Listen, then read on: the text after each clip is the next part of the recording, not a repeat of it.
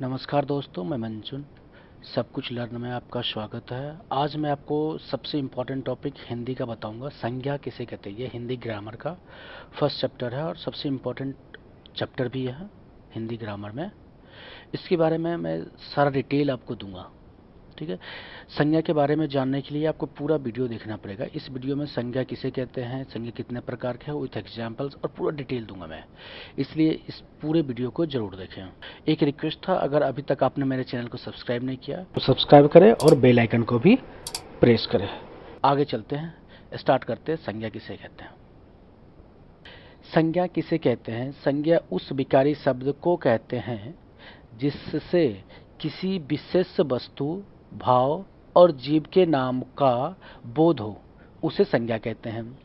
दूसरे शब्द में कहें तो किसी प्राणी, वस्तु, स्थान, गुण, भाव के नाम को ही संज्ञा कहते हैं। जैसे प्राणी के नाम में एग्जांपल लेता हूं।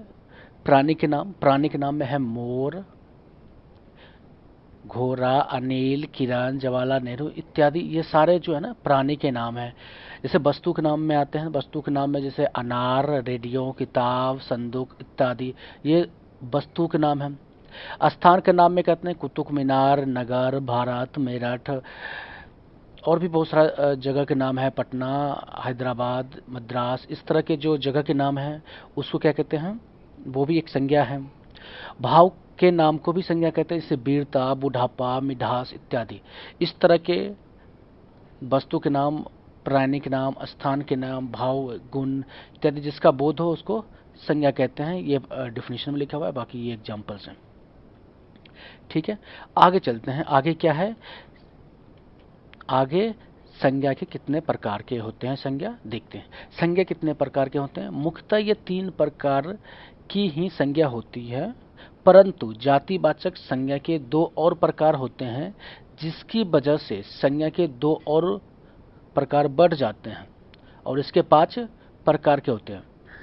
संज्ञा कितने प्रकार के होते हैं, 5 प्रकार के होते हैं। मुख्यतः ये 3 प्रकार के होते हैं, जातिवाचक के 2 प्रकार और बढ़ जाते हैं, जिसके कारण ये 5 प्रकार कहते हैं। ग्रामर में या हिंदी ग्रामर में, व्याकरण में सिर्फ 5 प्रकार के संज्ञा होते हैं। व्यक्तिवाचक संज्ञा, जातिवाचक संज्ञा, भाववाचक संज्ञा, समूहवाचक संज्ञा और द्रव्यवाचक संज्ञा, ठीक है।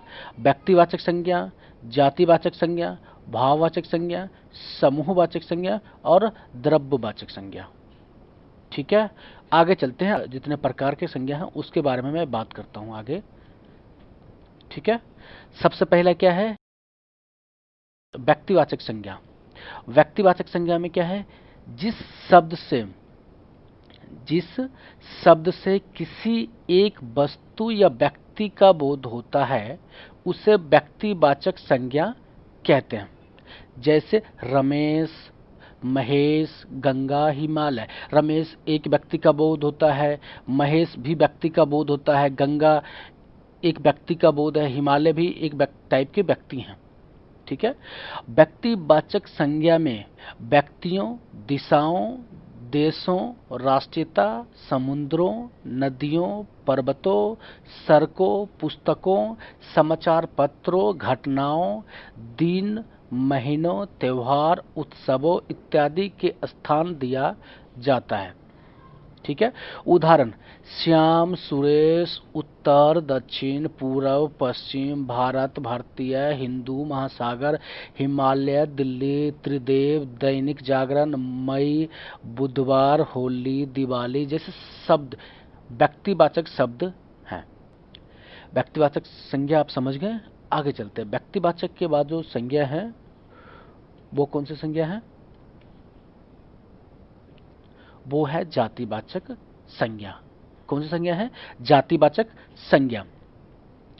जिस शब्द से एक ही प्रकार की वस्तुओं, व्यक्तियों तथा प्रवृत्तियों का बोध हो उसे जातिवाचक संज्ञा कहते हैं। संबंधियों, व्यवसायों, पदों तथा कार्यों, पशु पक्षियों, वस्तुओं तथा प्राकृतिक तत्व के नाम जातिवाचक संज्ञा के अंतर्गत आते हैं।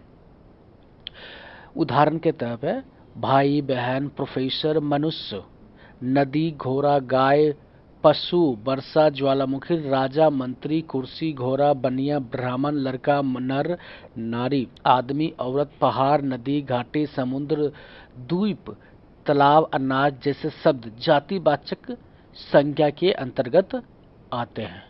ठीक है, जातिवाचक संज्ञा समझ गए। अब चलते हैं भाववाचक संज्ञा पे। ठीक है, भाववाचक संज्ञा। भाववाचक संज्ञा किसे कहते हैं? जिस शब्द से किसी व्यक्ति या वस्तु के गुण या धर्म, दशा तथा कार्य व्यापार का बोध होता है उसे भाववाचक संज्ञा कहते हैं। जिस शब्द से किसी व्यक्ति या वस्तु के गुण या धर्म, दशा तथा कार्य व्यापार का बोध होता है उसे भाववाचक संज्ञा कहते हैं। प्रत्येक पदार्थ का अपना एक स्वभाव होता है। मनुष्य का स्वभाव मनुष्यत्व तथा पशु का स्वभाव हरकत क्या है? पशुत्व कहलाता है। ठीक है, भाववाचक संज्ञा के एक शब्द से एक ही शब्द का बोध होता है। भाववाचक संज्ञा में एक शब्द से एक ही शब्द का बोध होता है। इस कारण से शब्दों का प्रयोग उसके उसी रूप में होता है। बहुवचन के प्रयोग संभव नहीं होते हैं। उदाहरण के तौर भाववाचक संज्ञा के उदाहरण के तौर पे लंबाई, नम्रता, चाल, समझ, मनुष्यत्व, देवत्व, पुरुषत्व, अपमान, बंधुत्व, मर्दाना, शीतलता, मिठास, तीखापन, बुढ़ापा, मित्रता, गर्मी, सर्दी, निजत्व, मित्रता, पढ़ाई, लड़ाई, कराई, प्रहार इत्यादि भाववाचक संज्ञा के उदाहरण हैं। ठीक है, आगे चलते हैं। आगे क्या है? समूहवाचक संज्ञा। कौन सा है? समूहवाचक संज्ञा। जिस शब्द से वस्तु अथवा व्यक्ति के समूह अथवा बहुलता का बोध हो उसे समूहवाचक संज्ञा कहते हैं। जैसे सभा, दल, संघ, गुच्छा, कुंज इत्यादि शब्दों समूह का बोध होता है। उदाहरण के तौर पर मेला, भीड़, बाजार, प्रदर्शन, रैली, सेना, जुलूस, पार्टी, कुंज, धौध, जमावड़ा, सैलाब, युद्ध, समुदाय, हुजूम, सेना, झुंड, गिरोह इत्यादि समूहवाचक संज्ञा के उदाहरण हैं। ठीक है, आगे चलते हैं। आगे क्या है? आगे है द्रव्यवाचक संज्ञा। क्या है? द्रव्यवाचक संज्ञा। जिस शब्द से किसी धातु, द्रव्य तथा ऐसे वस्तुओं जिसे नापा तौला जा सके का बोध हो उसे द्रव्यवाचक संज्ञा कहते हैं। ठीक है, जैसे दूध, दही, सोना, चांदी, लोहा, लकड़ी, पानी, पित्तल, तांबा, तेजाब, शराब, घी, जल, खून, तेल, पारा इत्यादि शब्द जो है द्रव्यवाचक संज्ञा के उदाहरण हैं। ठीक है, ये हो गए पांचों संज्ञा के प्रकार। ठीक है, और आगे चलते हैं। अब थोड़ा सा ट्रांसफर कर लेते हैं। भाववाचक संज्ञा का निर्माण कैसे किया जाता है? जातिवाचक संज्ञा में दिया हो कोई शब्द तो उसको भाववाचक संज्ञा में ट्रांसफर करना है, कन्वर्ट करना है, निर्माण करना है भाववाचक संज्ञा का जातिवाचक संज्ञा से।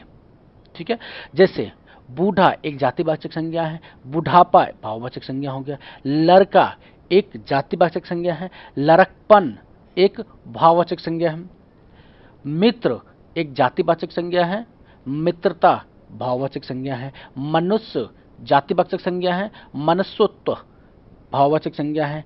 विशेषण से भाववाचक संज्ञा कैसे बनाएंगे? गर्म ये विशेषण है, गर्मी भाववाचक संज्ञा है। मीठा विशेषण है, मिठास भाववाचक संज्ञा है। कठोर विशेषण है, कठोरता भाववाचक संज्ञा है। नर्म विशेषण है, नर्मता ये भाववाचक संज्ञा है। अब क्रिया से भाववाचक संज्ञा कैसे बनाएंगे? चढ़ना एक क्रिया है, चढ़ाई, पढ़ना पढ़ाई, रोना रुलाई, दौड़ना दौड़, ये सारे भाववाचक संज्ञा क्रिया से बनाया गया है। ठीक है। सर्वनाम से कैसे बनाते हैं भाववाचक संज्ञा? अपना, अपनाना, निज, निजित्व, ये सर्वनाम था और इसको भाववाचक संज्ञा में का निर्माण किया गया। ठीक है। अवयव से कैसे बनाते हैं भाववाचक संज्ञा? दूर, दूरी, समीप, समीपत्व, इस तरह से आप भाववाचक संज्ञा का निर्माण कर सकते हैं। अगला क्या है? अगला देख लेते हैं। अगला है संज्ञा का रूप परिवर्तन। संज्ञा का रूप परिवर्तन। संज्ञा के प्रयोग में कभी कभी परिवर्तन भी होता है। जातिवाचक संज्ञा व्यक्तिवाचक संज्ञा के रूप में, व्यक्तिवाचक संज्ञा जातिवाचक संज्ञा के रूप में तथा भाववाचक संज्ञा का जातिवाचक संज्ञा के रूप में प्रयोग देखने को मिलता है। ठीक है। मेरा इसका कहने का मतलब यह है कि संज्ञा का रूप परिवर्तन, जैसे जातिवाचक संज्ञा हो वो व्यक्तिवाचक संज्ञा में कभी कभी हो जाता है प्रयोग, और व्यक्तिवाचक संज्ञा का जो अगर हो तो जातिवाचक संज्ञा में हो जाता है प्रयोग, तथा भाववाचक संज्ञा में हो तो जातिवाचक में हो जाता है प्रयोग कभी कभी। वो उदाहरण के लिए मैं बताता हूँ आपको। जैसे देवी एक जातिवाचक संज्ञा है, से दुर्गा बना दो तो दुर्गा एक व्यक्तिवाचक संज्ञा है। गोस्वामी एक जातिवाचक संज्ञा है। तुलसी एक, तुलसीदास, गोस्वामी तो जातिवाचक संज्ञा है और तुलसीदास व्यक्तिवाचक संज्ञा। भीम व्यक्तिवाचक संज्ञा है। इसका प्रयोग कहीं जगह वीर के रूप में भी होता है, तो ये वीर जो होता है, भीम मतलब वीर होता है, वीर जातिवाचक संज्ञा के रूप में प्रयोग होता है। पहलवान भाववाचक संज्ञा है, इसका प्रयोग वस्त्र जातिवाचक संज्ञा में होता है। संज्ञा के रूप लिंग वचन तथा कारक चिन्ह के रूप में बदलते हैं। जैसे लड़का खाता है, लड़की खाती है, लिंग के आधार पर भी संज्ञा का परिवर्तन हो गया। लड़का खाता है, लड़के खाते हैं, वचन के आधार पर परिवर्तन हो गया। इसमें एक वचन है, लड़का एक है, बहुवचन हो गए लड़के। लड़का लिंग है, पुरुष लिंग है, और लड़की स्त्रीलिंग है। लड़का खाना खाता है, लड़के ने खाना खाया, कारण चिन्ह के आधार पर परिवर्तन हो गया संज्ञा का। आपने देखिए संज्ञा के रूप परिवर्तन आपने देख लिया। आगे चलते हैं। आगे क्या है? आगे संज्ञा के पहचान क्या है? अब संज्ञा के पहचान बताते हैं। कुछ संज्ञा शब्द प्राणीवाचक होता है तो कुछ संज्ञा शब्द अप्राणीवाचक। कुछ शब्द गणनीय होता है तो कुछ शब्द अगणनीय। अब प्राणीवाचक क्या होता है? वो शब्द जिससे किसी सजीव, वो शब्द जिससे किसी सजीव वस्तु का बोध हो, जिसमें प्राण हो, उसे प्राणीवाचक संज्ञा कहते हैं। जो सजीव वस्तु होता है उसे प्राणीवाचक संज्ञा कहते हैं। जो निर्जीव वस्तु होता है उसे अप्राणीवाचक संज्ञा कहते हैं। अब प्राणीवाचक संज्ञा में लड़का गाय रमेश, लड़का मतलब आदमी, वो सजीव है, गाय एक सजीव जानवर है, और रमेश एक आदमी का नाम है, इसका मतलब वो भी सजीव है। ये सारे सजीव हैं, इसलिए प्राणीवाचक संज्ञा में आते हैं। अप्राणीवाचक में जिसमें असजीव को, जिस वस्तु में प्राण ना हो वो अप्राणीवाचक संज्ञा कहलाती है। जैसे मेज, रेलगाड़ी, मकान, पुस्तक, पर्वत, ये सारे जो हैं अप्राणीवाचक संज्ञा है, ये सजीव नहीं है। ठीक है। ये सारे निर्जीव आइटम को, निर्जीव वस्तु को अप्राणीवाचक संज्ञा कहते हैं। सजीव वस्तु को प्राणीवाचक संज्ञा कहते हैं। ठीक है। अब चलते हैं गणनीय और अगणनीय संज्ञा पे। गणनीय संज्ञा किसे कहते हैं? जिस व्यक्ति, वस्तु, पदार्थ आदि की गणना की जा सकती है, उसकी संख्या ज्ञात की जा सकती है, वह शब्द गणनीय। अब चलते हैं गणनीय पे। गणनीय जिस व्यक्ति, वस्तु, पदार्थ आदि की गणना की जा सकती है, उसकी संख्या ज्ञात की जा सकती है, वह शब्द गणनीय कहलाएगा। जिसकी काउंटिंग, जिसकी गिनती हो सके, जिसको हम तौल सके, या जिसको हम काउंटिंग कर सके। जैसे लड़का काउंट किया जाता है, 10-20 लड़के हैं, 40-50 लड़के हैं, 100 लड़के हैं, 500 लड़के हैं। पुस्तक 500 पुस्तकें हैं। भवन 400 भवन हैं, गाय 350 गाय हैं, केले 2 दर्जन हैं। जैसे कि 12 केले हैं तो 1 दर्जन में 12 होते हैं, तो 2 दर्जन में 24 केले हैं। ठीक है। संज्ञा, जिस व्यक्ति, वस्तु, पदार्थ आदि की गणना नहीं की जा सकती है, उसकी संख्या ज्ञात नहीं की जा सकती है, वह शब्द अगणनीय संज्ञा कहलाएगा। जैसे दूध, दूध इसको गिनो भाई, कितने दूध है, किलो तो कर सकते हो, मगर गिन नहीं सकते हो ना। पानी गिनो, नहीं गिन सकते। हवा गिनो, नहीं गिन सकते। मित्रता गिनो, नहीं गिन सकते हो। तो इस तरह के जो संज्ञा होते हैं अगणनीय होते हैं। ठीक है, आगे चलते हैं। आगे इस संज्ञा के सारे डिटेल मैंने बता दिया है। इसके बाद जो है कुछ मैंने क्विज प्रश्न उत्तर बताए हैं, यहाँ पे कुछ प्रश्न डाले हैं जो हमने ऊपर जो भी आपको समझाया है, संज्ञा, संज्ञा के प्रकार, पूरा डिटेल आपको दिया है संज्ञा के बारे में, उससे रिलेटेड कुछ यहाँ पे मैंने लगभग 6 प्रश्न डाले हैं। इसका आंसर मैंने आंसर भी दिए हैं, ऑप्शंस भी दिए, ABCD। तो ये ऑप्शंस दिए हुए हैं, इसमें से जो भी राइट आंसर, जैसे क्वेश्चन 1 का ए आंसर ठीक है, क्वेश्चन बी का मतलब क्वेश्चन 2 का ए आंसर ठीक है, इस तरह के जो भी आंसर इसका ठीक है, वो इस कमेंट बॉक्स में आप अपना आंसर क्वेश्चन नंबर के साथ आंसर जरूर डालें, जिससे हमें मोटिवेशन मिलता रहता है कि आप सीख रहे हैं कि नहीं सीख रहे हैं। नहीं सीख रहे होंगे तो दूसरा वीडियो बनाएंगे, अगर सीख रहे होंगे तो फिर दूसरे चैप्टर पे वीडियो बनाएंगे। ठीक है, हमें मोटिवेशन मिलता है वीडियो बनाने के लिए, इसलिए आप कमेंट जरूर करें, इसका आंसर जरूर लिखें। ठीक है, अब जैसे इसमें जो क्वेश्चंस हैं, कभी किस संज्ञा का भेद का शब्द है ये बताएं। मुस्कुराहट किस प्रकार के संज्ञा के उदाहरण हैं। द्रव्यवाचक संज्ञा शराब का जातिवाचक संज्ञा परिवर्तन करने से क्या शब्द बनता है। जिस संज्ञा से अनेक वस्तु अथवा प्राणियों के समूह का बोध होता है उसे क्या कहते हैं। भाव, दशा, धर्म, गुण या कार्य का बोध करने वाली संज्ञा क्या कहलाती है। बालपन किस संज्ञा का उदाहरण है। तो ये सारे जो प्रश्न है उसका उत्तर कमेंट बॉक्स में आप जरूर लिखें। ठीक है, खत्म हो गया है। ठीक है, आगे चलते हैं। चलिए शुरू करते हैं। काल किसे कहते हैं। काल, जिस रूप से क्रिया के होने के समय का बोध हो उसे काल कहते हैं। काल मतलब समय भी होता है। ठीक है, समय का बोध हो उसको क्या कहते हैं, काल कहते हैं। जिस रूप से क्रिया के होने के समय का बोध हो उसे काल कहते हैं। काल कितने टाइप के होते हैं, कितने प्रकार हैं, काल के कितने वेद हैं। काल के 3 वेद होते हैं, भूतकाल, वर्तमान काल और भविष्य काल। इसको अंग्रेजी में क्या कहते हैं, भूतकाल को पास्ट टेंस, वर्तमान काल को प्रेजेंट टेंस और भविष्य को फ्यूचर टेंस। ठीक है, ये भूतकाल के वर्गीकरण हो गए। अब हम चलेंगे भूतकाल को लेके पूरा डिटेल में जाएंगे, फिर उसके कितने वर्गीकरण हैं, उसके वेद और उसके पूरा डिटेल में बताऊंगा। फिर वर्तमान काल के कितने वेद होते हैं और उसके क्या डिटेल है, उसके भी सेम उसी प्रकार भविष्य काल के बारे में मैं पूरी जानकारी आपको दूंगा। आप हमारे साथ बने रहिए। ठीक है, चलिए शुरू करते हैं। भूतकाल किसे कहते हैं, पहले भूतकाल से शुरू करते हैं। भूतकाल, क्रिया के जिस रूप से यह पता चले कि काम बीते हुए समय में पूरा हुआ है।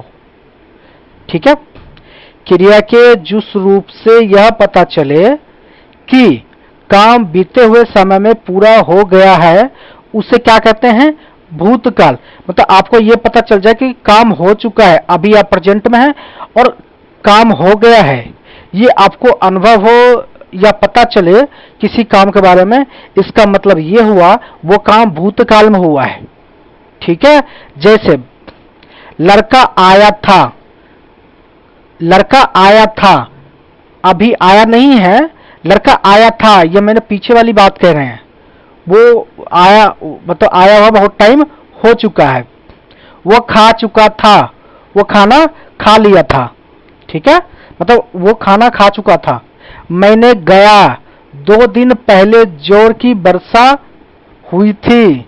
नेताजी का प्रचार रथ बड़ी भीड़ के साथ जा रहा था। ये सारे स्टोरी कह रहे हैं। स्टोरी जितने भी आप स्टोरी बनाते हैं, स्टोरी कहते हैं किसी को, वो हर समय भूतकाल में होता है। ठीक है, समझ गए भूतकाल किसे कहते हैं। अब चलते हैं भूतकाल के वर्गीकरण के बारे में, भूतकाल के कितने भेद होते हैं। देखिए, भूतकाल के 6 भेद होते हैं हिंदी में, ठीक है। कौन कौन से? सामान्य भूतकाल, आसन्न भूतकाल, पूर्ण भूतकाल, अपूर्ण भूतकाल, संदिग्ध पूर्ण भूतकाल और हेतुमत भूतकाल, ठीक है। ये सारे भूतकाल के वेद हैं, ठीक है। अब एक एक वेद के बारे में मैं बताऊंगा, फिर उसके बाद हम वर्तमान काल पे चलेंगे, ठीक है। अब चलिए, भूतकाल में जो सबसे पहला वेद है, सामान्य भूतकाल किसे कहते हैं, अब उसके बारे में जान लेते हैं। सामान्य भूतकाल, सामान्य भूतकाल किसे कहते हैं? जिससे भूतकाल की क्रिया के विशेष समय का ज्ञान हो, उसे सामान्य भूतकाल कहते हैं, ठीक है। अब दूसरों शब्द में कहें, क्रिया के जिस रूप से काम के समान रूप से बीते समय में पूरा होने का बोध हो, उसे सामान्य भूतकाल कहते हैं। जैसे मोहन आया, सीता गई, श्री राम ने रावण को मारा। इस वाले जो वाक्य हैं, इसमें क्रिया के क्या है? बीते हुए समय की पूरी हो रही है, मतलब बीते हुए समय में पूरी हो गई, अतः यह समान भूतकाल क्रिया है। मोहन आया, सीता गई, मतलब हो चुका है, ये मतलब पूरा पूर्ण रूप से हो चुका है ये काम, तो उसे कहते हैं सामान्य भूतकाल, ठीक है। आगे चलते हैं, आसन्न भूतकाल के बारे में जानते हैं। अब आसन्न भूतकाल किसे कहते हैं? आसन्न भूतकाल, क्रिया के जिस रूप से यह पता चले कि क्रिया अभी कुछ समय पहले ही पूर्ण हुए हैं, उसे आसन्न भूतकाल कहते हैं। क्या मतलब हुआ इसका? मतलब यह हुआ कि अभी अभी कोई काम पूरा हुआ है, तो उसे आसन्न भूतकाल कहते हैं। इससे क्रिया की समाप्ति निकट भूत में या तत्काल ही सूचित करते हैं, मतलब अभी अभी तत्काल में जो काम हुआ है उसको आसन्न भूतकाल कहते हैं। जैसे मैंने आम खाया, मैंने आम खाया है, मैं अभी सोकर उठी हूं, मैं अभी सो के उठी हूं, मतलब अभी जस्ट 2-3 मिनट पहले की बात है। इस तरह से जो काम हुआ है तुरंत तत्काल वाली बात है, वो आसन्न भूतकाल के अंतर्गत आते हैं। अध्यापिका पढ़ाकर आई है, तो इस जितने भी 3 वाक्य मैंने दिया है, इसमें अभी अभी पूर्ण हुई है, सारे काम तुरंत तत्काल में हुआ है, तुरंत मतलब बहुत कम टाइम पहले हुआ है, तो इसलिए ये सारे जो क्रियाएं हैं या सारे जो वाक्य हैं वो आसन्न भूतकाल के अंदर आते हैं, ठीक है। अब चलते हैं नेक्स्ट क्या है? पूर्ण भूतकाल। पूर्ण भूतकाल किसे कहते हैं? क्रिया के उस रूप को पूर्ण भूत कहते हैं, क्रिया के उस रूप को पूर्ण भूत कहते हैं जिससे क्रिया की समाप्ति के समय का स्पष्ट बोध होता है कि क्रिया को समाप्त हुए काफी समय बीता है, मतलब बहुत पहले, मतलब क्रिया हुआ और उसके होने का समय बहुत टाइम बीत गया है, तो उसको कहते हैं पूर्ण भूतकाल। क्रिया के जिस रूप से यह ज्ञात हो कि कार्य पहले ही पूरा हो चुका है, उसे पूर्ण भूतकाल कहते हैं। जैसे कि उसने श्याम को मारा था, अंग्रेजों ने भारत पर राज किया था, महादेवी वर्मा ने संस्करण लिखे थे, तो ये सारे काम जो है ना बहुत पहले हो चुका है, तो इस तरह के क्या कहते हैं? पूर्ण भूतकाल, ठीक है। जो काम बहुत पहले हो चुका है उसको कहते हैं पूर्ण भूतकाल, ठीक है। आगे चलते हैं, पूर्ण भूतकाल के बाद है अपूर्ण भूतकाल। अपूर्ण भूतकाल क्या होता है उस पर चलते हैं। जिस क्रिया से यह ज्ञात हो कि भूतकाल में कार्य संपन्न नहीं हुआ था, अभी चल रहा था, उसे अपूर्ण भूतकाल कहते हैं। मतलब जिस क्रिया से यह पता चले कि जो काम होना था वो संपन्न, काम चल रहा है मगर काम पूरा नहीं हुआ है और वो अभी रनिंग है, तो उस भूतकाल क्रिया को क्या कहते हैं? अपूर्ण भूतकाल। जैसे कि सुरेश गीत गा रहा था, मतलब क्रिया खत्म नहीं हुई, गाना कंटिन्यू चल ही रहा है, तो इसे कहते हैं अपूर्ण भूतकाल। रीता सो रही थी, ठीक है, तो ये सारे आरंभ होकर, और क्योंकि पीछे हुआ था वो चल रहा है, भूतकाल में हो रहा है और कंटिन्यूअस चल ही रहा है, अभी कंप्लीट नहीं हुआ है, तो इसलिए इसे कहते हैं अपूर्ण भूतकाल। ठीक है, आगे चलते हैं। आगे क्या, नेक्स्ट टॉपिक क्या है? नेक्स्ट टॉपिक है संदिग्ध भूतकाल। संदिग्ध भूतकाल किसे कहते हैं? भूतकाल की जिस क्रिया से कार्य होने में अनिश्चितता अथवा संदेह प्रकट हो उसे संदिग्ध भूतकाल कहते हैं। इस नाम से ही पता चल जाता है, संदिग्ध मतलब संदेह रखने। ठीक है, संदेह प्रकट हो, जिस क्रिया से संदेह प्रकट हो उसे संदिग्ध भूतकाल कहते हैं। ठीक है, इसमें यह संदेह बना रहता है कि भूतकाल में कार्य पूरा हुआ या नहीं। मतलब जैसे तू गया था, गया होगा, बस छूट गई होगी, दुकानें बंद हो चुकी होगी, तो इसमें सारे में संदेह हैं, पूरा परफेक्ट नहीं है कि हो चुका है या नहीं हुआ है। ठीक है, अगर हो चुका होता तो पूर्ण में चला जाता, अगर नहीं हुआ है तो अपूर्ण भूतकाल में चला जाता, मगर जिसमें संदेह बना हुआ है वो न पूर्ण में जाएगा न अपूर्ण में जाएगा, यह संदिग्ध भूतकाल में जाएगा। ठीक है, संदेह जिसमें बना होता है। अब समझ गए, आगे चलते हैं। नेक्स्ट टॉपिक क्या है? हेतु मदभूत। हेतु मदभूत, ये किसे कहते हैं? यदि भूतकाल में एक क्रिया के होने या ना होने पर दूसरी क्रिया का होना या ना होना निर्भर करता है तो उसे हेतु मद भूतकाल क्रिया कहते हैं। ठीक है, यदि भूतकाल में एक क्रिया होने या ना होने दूसरे क्रिया पर निर्भर करता है, होने और ना होने पर, तो उसे हेतु मद भूतकाल क्रिया कहते हैं। हेतु का अर्थ क्या होता है? कारण। जहां भूतकाल में किसी कार्य के ना हो सकने का वर्णन कारण के साथ दो वाक्य में दिया गया हो वह हेतु मद भूतकाल होता है। इससे यह पता चलता है कि क्रिया भूतकाल में होने वाली थी पर किसी कारणवश ना हो सका। जैसे कि यदि तुमने परिश्रम किया होता तो पास हो जाते। इसका क्या मतलब? मतलब भूतकाल में तुमने अगर पीछे अगर परिश्रम किया होता तो आगे वाला जो काम होता है वो पास, मतलब रिजल्ट जो है वो अच्छा होता है, मगर तुमने नहीं किया इसलिए नहीं। मतलब पीछे वाला जो कार्य है वो आगे वाले कार्य, जो आगे वाला कार्य वो पीछे वाले कार्य पर निर्भर करता है। ठीक है, तो एक दूसरे पर निर्भर है, तो इसको हेतु मद भूतकाल कहते हैं। यदि वर्षा होती तो फसल अच्छी होती, वर्षा खराब हुआ इसलिए फसल खराब हुआ। वर्षा अच्छा होता तो होता है ना, अभी तो नहीं आया, इसका मतलब वर्षा पे निर्भर है फसल। ठीक है, तो इस तरह के जो वाक्य होते हैं जिसमें एक दूसरे पर निर्भर किया जाता है उसे कहते हैं हेतु मद भूतकाल। ठीक है, ये भूतकाल का लास्ट टॉपिक था। अब चलते हैं वर्तमान काल पे। ठीक है, अब वर्तमान काल किसे कहते हैं वो देख लेते हैं। वर्तमान काल क्रिया के जिस रूप से वर्तमान में चल रहे समय का बोध होता है उसे वर्तमान काल कहते हैं। ठीक है, क्रिया के जिस रूप से वर्तमान में चल रहे समय का बोध होता है उसे वर्तमान काल कहते हैं।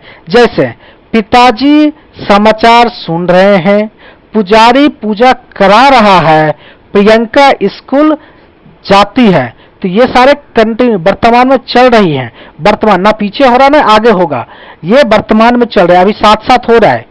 पिताजी समाचार देख रहे हैं, हालांकि अभी देख रहे हैं, बाद में पहले नहीं देखे थे और बाद में नहीं देखेंगे वो बात अलग है, मगर अभी देख रहे हैं इसलिए ये काम अभी मेरे आंखों के सामने चल रही है, इसलिए इसको क्या कहते हैं? वर्तमान काल। ठीक है, पुजारी पूजा करा रहा है, मतलब अभी पूजा कंटिन्यूअस चल ही रहा है और हम देख रहे हैं पूजा हो रहा है, इसलिए इसे वर्तमान काल कहते हैं। ठीक है, वर्तमान काल के कितने भेद होते हैं इसका वर्गीकरण देख लेते हैं। वर्तमान काल के भी 6 भेद होते हैं। कितने भेद होते हैं? 6 भेद। कौन कौन से? सामान्य वर्तमान काल, तत्कालीन वर्तमान काल, अपूर्ण वर्तमान काल, पूर्ण वर्तमान काल, संदिग्ध वर्तमान काल और संभव वर्तमान काल। ठीक है, अब एक एक करके मैं बताते चलता हूं किसका क्या डिफिनीशन है, किसका क्या परिभाषा और उसके एग्जाम्पल के साथ। ठीक है, नेक्स्ट चलते हैं सामान्य वर्तमान काल। सामान्य वर्तमान काल क्रिया का वह रूप जिससे क्रिया का वर्तमान काल में होना पाया जाए। सामान्य वर्तमान काल कहलाता है। दूसरे शब्द में कहे तो जिस क्रिया वर्तमान में समान रूप से होती है वह सामान्य वर्तमान काल की क्रियाएं कहलाती है। क्रिया के जिस रूप में समानता यह प्रकट हो कि कार्य का समय वर्तमान में है, ना कार्य के अपूर्ण होने का संकेत मिले, ना संदेह हो, वह सामान्य वर्तमान काल होता है। जैसे बच्चा खिलौने से खेलता है, बच्चा खिलौनों से खेलता है, ये खेलना प्रस्तुत समय में है, किंतु ना तो वह अपूर्ण है ना ही अनिश्चित है, अतः यह सामान्य वर्तमान काल में है। ठीक है। नेक्स्ट है अपूर्ण वर्तमान काल। क्रिया के जिस रूप से यह बोध हो कि वर्तमान काल में कार्य अभी पूर्ण नहीं हुआ है, वह चल रहा है, उसे अपूर्ण वर्तमान काल कहते हैं। मतलब जो कार्य है वो कंप्लीट नहीं हुआ, अनकंप्लीट है, वह कार्य रनिंग है, अभी उसको काम किया जा रहा है, तो उसको अपूर्ण वर्तमान काल कहते हैं। उदाहरण के तौर पर मैं बताता हूं, मोहन विद्यालय जा रहा है, ना मोहन विद्यालय जा रहा है इसका क्या मतलब हुआ, ना मोहन अभी विद्यालय पहुंचा है ना ही घर पे है, वो रास्ते में है, वो कंटिन्यूअस विद्यालय जा रहा है, इसलिए ये काम पूरा नहीं हुआ है, ये अपूर्ण हुआ है। तो पूर्ण हो जाएगा तब तो पूर्ण कार्य में चला जाएगा, ये अभी तक पूरा नहीं हुआ है, इसलिए ये हो जाएगा अपूर्ण वर्तमान काल। ठीक है, कार्य कंटिन्यूअस चल ही रही है। दूसरे उदाहरण में वर्षा हो रही है, अनुराग लिख रहा है, तो इस तरह के जो कार्य बीच में कंटिन्यूअस चलते हैं, काम पूरा नहीं होता, उसे अपूर्ण कार्य वर्तमान काल कहते हैं। ठीक है, आगे चलते हैं। नेक्स्ट टॉपिक क्या है, नेक्स्ट है पूर्ण वर्तमान काल। इससे वर्तमान काल में कार्य की पूर्ण सिद्धि का बोध होता है, उसे पूर्ण वर्तमान काल कहते हैं। वह आया है, पूर्ण रूप से आ गया है। लड़के ने पुस्तक पढ़ी है, वह चला गया है, उसने भोजन कर लिया है, मैं तो सुबह ही नहा चुका हूं, घड़ा पानी से भर गया है। तो ये सारे कार्य पूरा हो गया है, सिद्ध हो चुका है, पूर्ण रूप से हो चुका है, तो इस सारे कार्य को पूर्ण वर्तमान काल कहते हैं। ठीक है, आगे चलते हैं। नेक्स्ट टॉपिक क्या है, नेक्स्ट टॉपिक क्या है, नेक्स्ट है संदिग्ध वर्तमान काल। जिससे क्रिया के होने में संदेह प्रकट हो पर उसकी वर्तमान काल में संदेह ना हो, उसे संदिग्ध वर्तमान काल कहते हैं। दूसरे शब्द में, सरल शब्दों में कह दें, जिस क्रिया में वर्तमान समय में पूर्ण होने में संदेह हो, उसे संदिग्ध वर्तमान काल कहते हैं। जैसे मां खाना बना रही होगी, मतलब कार्य मां तो खाना बना रही है, ये फाइनल है, पर बना रही होगी मतलब मां ने, अभी हम संदेह प्रकट कर रहे हैं कि बना रही होगी, हो चुका, यह भी हो सकता है कि खाना बना चुकी होगी या बना रही होगी, मतलब पूर्ण भी हो चुका है और नहीं भी पूर्ण हो चुका होगा, मगर हम संदेह प्रकट कर रहे हैं कि वो बना रही होगी। तो रही होगी वाले जो शब्द आते हैं ना, जहां संदेह प्रकट होता है, उसको संदिग्ध वर्तमान काल कहते हैं। ठीक है, राम पढ़ता होगा, हलवाई मिठाई बनाता होगा, आज विद्यालय खुला होगा। तो इस तरह के जो संदेह प्रकट किया जाता है जिस वाक्य में, और उसे क्या कहते हैं, संदिग्ध वर्तमान काल। आगे चलते हैं, आगे नेक्स्ट टॉपिक क्या है, नेक्स्ट टॉपिक है तत्कालीन वर्तमान काल। तत्कालीन वर्तमान काल किसे कहते हैं, क्रिया के जिस रूप से यह पता चलता है कि कार्य वर्तमान काल में हो रही है, उसे तत्कालीन वर्तमान काल कहते हैं। जैसे जैसे मैं पढ़ रहा हूं, ठीक है, वह जा रहा है, तो ये सारे जो वाक्य हैं वो तत्कालीन, कंटिन्यूअस चल रहे, तत्कालीन हो रहा है, तो उसे कहते हैं तत्कालीन वर्तमान काल। नेक्स्ट टॉपिक है संभव वर्तमान काल। इससे वर्तमान काल में काम के पूरा होने की संभावना रहती है उसे संभव वर्तमान काल कहते हैं। इससे वर्तमान काल में काम के पूरा होने का संभावना रहती है उसे संभव वर्तमान काल कहते हैं। संभव का अर्थ होता है संभावित या जिसके होने की संभावना हो। ठीक है, जिससे वह आया है, वह लौटा हो, वह चलता हो, उसने खाया हो। तो इस तरह के जो वाक्य होते हैं वो संभव वर्तमान काल के होते हैं। ठीक है, वर्तमान काल का इतना ही है। अब आगे नेक्स्ट टॉपिक क्या है, फ्यूचर मतलब भविष्य काल पे चलते हैं। ठीक है, नेक्स्ट टॉपिक है फ्यूचर भविष्य काल। भविष्य काल में क्या है, भविष्य में होने वाली क्रिया को भविष्य काल की क्रिया कहते हैं। जैसे वह कल घर जाएगा, ये अभी आज नहीं जाएगा, मैं गया था, वो आने वाले दिन में, कल आने वाला जो नेक्स्ट डे है टुमारो, वो उस दिन जाएगा। ठीक है, हम सर्कस देखने जाएंगे, किसान खेत में बीज बोएगा। तो इस तरह के जो वाक्य हैं ये फ्यूचर मतलब भविष्य काल का भविष्य का प्रतीत कराता है, इसलिए ये सारे जो वाक्य हैं भविष्य काल के अंतर्गत आते हैं। अब भविष्य काल के कितने भेद होते हैं उसको जान जाते हैं। भविष्य काल के 3 भेद होते हैं। कौन कौन से, सामान्य भविष्य काल, संभव भविष्य काल और हेतु मद भविष्य काल। ठीक है, चलते हैं सामान्य भविष्य काल पे। ठीक है, क्रिया के जिस रूप से उसके भविष्य में समान ढंग से होने का पता चलता है उसे सामान्य भविष्य काल कहते हैं। ठीक है, इससे यह प्रकट होता है कि क्रिया संभवतः भविष्य में होगी। जैसे कि बच्चे कैमल बोर्ड खेलेंगे, वह घर जाएगा, दीपक अखबार बेचेगा। ठीक है, तो ये जितने भी 3 वाक्य दिए गए इसमें भविष्य में समान रूप से काम के होने की सूचना दे रहा है, अतः यह सामान्य भविष्य काल के क्रियाएं हैं। ठीक है, समझ गए। आगे चलते हैं, नेक्स्ट टॉपिक क्या है, नेक्स्ट टॉपिक है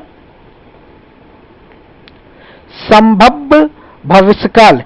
क्रिया के जिस रूप से उसके भविष्य में होने का संभावना का पता चलता है उसे संभव भविष्य काल कहते हैं, जिससे भविष्य में किसी कार्य के होने का संभावना हो। जैसे शायद चोर पकड़ा जाए, परीक्षा में शायद मुझे अच्छे अंक प्राप्त हो सकता है कि मैं कल वहां जाऊं। तो ये सारे जो वाक्य दिए गए हैं इसमें क्रिया में के भविष्य में होने का संभावना है, यह पूर्ण रूप से होगी ऐसा निश्चित नहीं होता, अतः यह संभव भविष्य काल के क्रियाएं हैं। ठीक है, भविष्य काल समझ गए। आगे चलते हैं, नेक्स्ट टॉपिक क्या है, नेक्स्ट टॉपिक है हेतु मद भविष्य काल।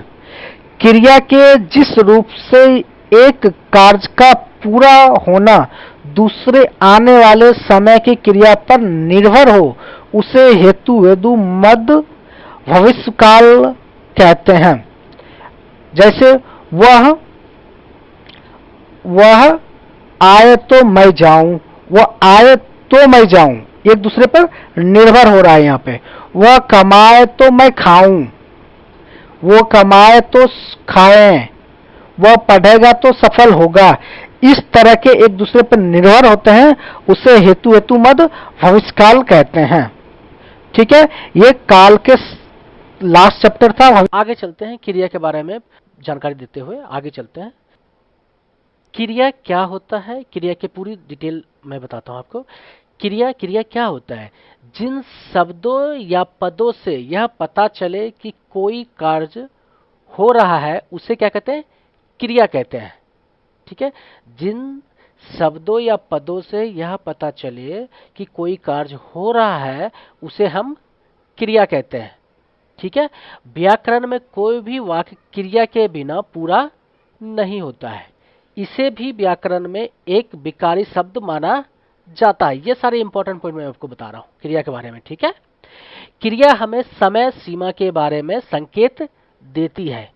क्रिया के रूप की वजह से हमें यह पता चलता है कि कार्य वर्तमान में हो रहा है, भूतकाल में हो रहा है, हो चुका है या भविष्यकाल में होगा।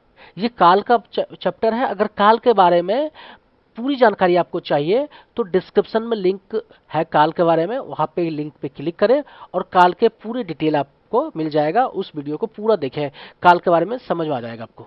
ठीक है, चलते हैं यहाँ पे। क्रिया का निर्माण धातु से होता है। जब धातु में ना लगा दिया जाता है तब क्रिया बन जाती है। ठीक है, क्रिया को संज्ञा विशेषण से भी बनाया जाता है। ठीक है, अब संज्ञा और विशेषण के बारे में आपको पूरी जानकारी के लिए डिस्क्रिप्शन में लिंक मैंने ऑलरेडी दे रखा है, संज्ञा के बारे में भी और विशेषण के बारे में। वहां से आप संज्ञा और विशेषण के बारे में पूरा सीख सकते हैं। ठीक है, चलिए। क्रिया का सार्थक शब्द के 8 भेदों में से एक माना जाता है। ठीक है, क्रिया किसे कहते हैं और क्रिया के कुछ इंपॉर्टेंट पॉइंट जो था वो मैंने आपको बताया। ठीक है, अब क्रिया किसे कहते हैं मैं उसका उदाहरण बताता हूं। खाना, नाचना, खेलना, पढ़ना, मारना, पीटना, जाना, सोना, लिखना, जागना, रहना, गणना, दौड़ना, ये सारे क्या है? क्रिया है। क्या है ये सारे क्रिया है। ठीक है, अब आप ये मैंने बताया था कि क्रिया का निर्माण धातु से होता है। ठीक है, जब धातु में ना लगा दिया जाता है तब क्रिया बन जाती है। ठीक है, अब तो इसके बारे में, धातु के बारे में थोड़ा बहुत पढ़ लेते हैं। ठीक है, अब धातु किसे कहते हैं इसके बारे में देखते हैं। धातु जिस मूल रूप से क्रिया को बनाया जाता है उसे धातु कहते हैं। धातु किसे कहते हैं? जिस मूल रूप से क्रिया को बनाया जाता है उसे धातु कहते हैं। यह क्रिया का ही एक रूप होता है। ठीक है, यह क्रिया का ही एक रूप होता है। धातु को क्रिया का मूल रूप कहते हैं। ठीक है, जैसे बोल, पढ़, घूम, लिख, गा, हंस, देख, जा, खा, बोल, रा आदि, ये सारे धातु हैं। ठीक है, जैसे मूल धातु, समान धातु, धातु के कितने भेद होते हैं? 4 भेद होते हैं। मूल धातु, समान धातु, युतर्प धातु, यौगिक धातु। ठीक है, ये सारे धातु के भेद हैं। अब चलते हैं धातु के भेद के बारे में पहले जान लेते हैं थोड़ा बहुत, फिर क्रिया पे चलेंगे। ठीक है, धातु के भेद कितने होते हैं? 4 होते हैं। मूल धातु, समान धातु, उत्पूर्व और यौगिक। ठीक है, मूल धातु किसे कहते हैं? मूल धातु किसी पर आश्रित ना होकर स्वतंत्र होती है, उसे मूल धातु कहते हैं। मूल धातु किसे कहते हैं? मूल धातु किसी पे आश्रित ना होकर स्वतंत्र होती है, उसे मूल धातु कहते हैं। जैसे खा, पढ़, लिख, गा, जा, रो आदि, ये सारे क्या है? मूल धातु है। अब है समान धातु। समान धातु किसे कहते हैं? धातु में जो ना प्रत्यय जोड़कर उसका सरल रूप बनाया जाता है उसे सामान्य धातु कहते हैं। जैसे सोना, रोना, पढ़ना, बैठना, लिखना, बोलना, घूमना, गाना, हंसना, देखना, जाना, खाना, बोलना, रोना, ये सारे सामान्य धातु हैं। ठीक है, युपत्र धातु किसे कहते हैं? युतप्न धातु किसे कहते हैं? सामान्य धातु से प्रत्यय लगाकर या और किसी कारण से जो परिवर्तन किया जाते हैं उसे युत्पन्न धातु कहते हैं। युत्पन्न धातु जैसे पढ़वाना, कटवाना, दिलवाना, करवाना, सुलवाना, लिखवाना, बुलवाना, खिलवाना, धुलवाना आदि, ये सारे क्या है? युत्पन्न धातु। ठीक है, यौगिक धातु क्या होता है? यौगिक धातु के बारे में जानते हैं। यौगिक धातु को प्रत्यय जोड़कर बनाया जाता है। ठीक है, जैसे पढ़ना से पढ़, लिखना से लिखा, खाना से खिलाई, जाती जाए। ठीक है, तो ये सारे जो है धातु के बारे में आप जान गए। ठीक है, अब चलते हैं क्रिया के बारे में जानते हैं। क्रिया के कितने भेद होते हैं? क्रिया के 2 भेद होते हैं, अकर्मक क्रिया और सकर्मक क्रिया। ठीक है, अकर्मक क्रिया और सकर्मक क्रिया। अब आते हैं अकर्मक क्रिया पे। अकर्मक क्रिया किसे कहते हैं वो देख लेते हैं। अकर्मक क्रिया का अर्थ होता है कर्म के बिना या कर्म रहित। जिन क्रियाओं को कर्म की जरूरत नहीं पड़ती है या जो क्रिया प्रश्न पूछने पर कोई उत्तर नहीं देती है उन्हें अकर्मक क्रिया कहते हैं। अर्थात जिन क्रियाओं का फल और व्यापार कर्ता को मिलता है उसे अकर्मक क्रिया कहते हैं। जैसे तैरना, कूदना, सोना, ठहरना, उछलना, मरना, जीना, बसना, रोना, चमकना, हंसता, चलता, दौड़ता, लजाना, होना, बढ़ना, खेलना, अकरना, डरना, बैठना, उगना, जीना, चमकना, ढोलना, मरना, घटना, फंसना, जगना, बरसना, उलझना, कूदना आदि ये सारे अकर्मक क्रिया के प्रकार हैं। ठीक है, अब उदाहरण के तौर पे देख लेते हैं। वह चढ़ता है, वे हंसते हैं, नीता खा रही है। ठीक है, इसमें जो जो क्रिया है ये इसका कर्म रहित है और सारे जो क्रेडिट ले रहा है वो कर्ता ले रहा है, इसलिए ये अकर्मक क्रिया के रूप है। ठीक है, अब चलते हैं सकर्मक क्रिया पे। सकर्मक क्रिया, सकर्मक क्रिया क्या होता है? सकर्मक क्रिया का अर्थ होता है कर्म के साथ या कर्म सहित। अकर्मक क्रिया में कर्म के साथ नहीं था और कर्म रहित था, इसमें क्या है, उल्टा है, जस्ट अपोजिट है। कर्म का सकर्मक क्रिया का अर्थ होता है कर्म के साथ या कर्म सहित जिस क्रिया का प्रभाव कर्ता पर ना पड़कर कर्म पर पड़ता है उसे सकर्मक क्रिया कहते हैं। अर्थात जिन शब्दों की वजह से कर्म की आवश्यकता होती है उसे सकर्मक क्रिया कहते हैं। जैसे वो चढ़ाई चढ़ता है, मैं खुशी से हंसता हूं, नीता खाना खा रही है। ठीक है, इस तरह की क्रिया को सकर्मक क्रिया कहते हैं। अब सकर्मक क्रिया के कितने भेद होते हैं? सकर्मक क्रिया के 3 भेद होते हैं। एक कर्मक क्रिया, दुई कर्मक क्रिया और अपूर्ण क्रिया। ठीक है, क्या? अपूर्ण क्रिया। पूर्ण अकर्मक क्रिया क्या होता है? ठीक है, जिस क्रिया के केवल एक कर्म के पूरे होने का पता चलता है उसे पूर्ण अकर्मक क्रिया कहते हैं। जैसे वह रोटी खाता है, श्याम टीवी देख रहा है, नौकर झाड़ू लगा रही है। इसमें एक ही क्रिया हो रहा है ना, इसलिए अकर्मक क्रिया होता है, इसे कहते हैं अकर्मक क्रिया। ठीक है, दूसरा क्या है? यह है पूर्ण द्विकर्मक क्रिया। ठीक है, द्विकर्मक क्रिया का अर्थ होता है 2 कर्म वाला या 2 कर्म सहित जिस क्रिया का साथ 2 कर्मों के पूर्ण होने का पता चलता है उसे द्विकर्मक क्रिया कहते हैं। इसमें पहला कर्म प्राणीवाचक होता है और दूसरा कर्म निर्जीव होता है, उसे द्विकर्मक क्रिया कहते हैं। जैसे सोहन ने गुरुजी को प्रणाम किया, इसमें सोहन जो है प्राणीवाचक है और गुरुजी है वो निर्जीव है।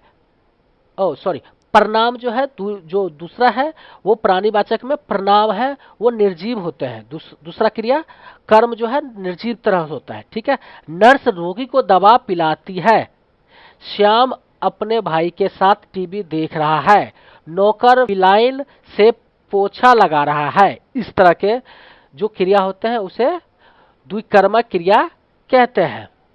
ठीक है, अब चलते हैं आगे, अपूर्ण क्रिया पर चलते हैं। अपूर्ण क्रिया को होता है, अभी तक आपने एक कर्मक पूर्ण और पूर्ण द्विकर्मक देखा, अब अपूर्ण क्रिया पे देखते हैं। अपूर्ण क्रिया क्या होता है? जब क्रिया के होते हुए तथा क्रिया और कर्म के रहते हुए भी अकर्मक और सकर्मक क्रिया स्पष्ट अर्थ न दे वह पर अपूर्ण क्रिया होता है। ठीक है, इसके अर्थों को पूरा करने के लिए जिन शब्दों का प्रयोग किया जाता है उसे पूरक कहते हैं।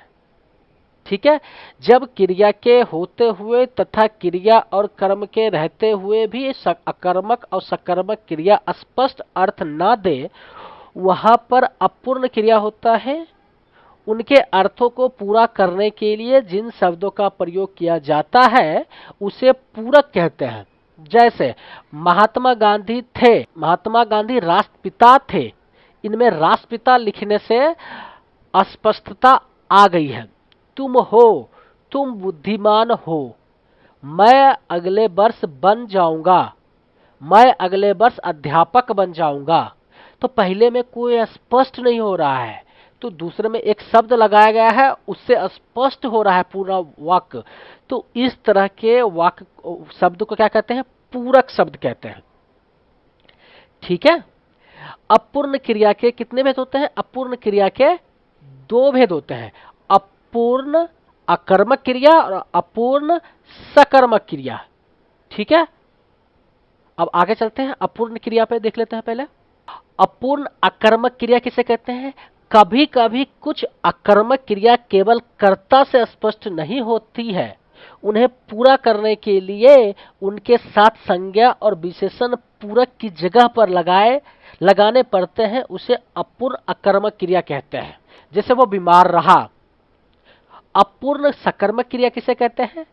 अपूर्ण सकर्मक क्रिया, कभी कभी कुछ सकर्मक क्रिया का अर्थ कर्ता और कर्म के होते हुए भी स्पष्ट नहीं होता है, इसमें भी संज्ञा और विशेषण पूरक की जगह पर लगाने पड़ते हैं, उसे अपूर्ण सकर्मक क्रिया कहते हैं। आपने उसे महान बनाया। ठीक है। इस तरह के जो शब्द होते हैं वो अपूर्ण सकर्मक क्रिया के होते हैं। ठीक है। आगे चलते हैं। संरचना या प्रयोग के आधार पर क्रिया के भेद। ठीक है।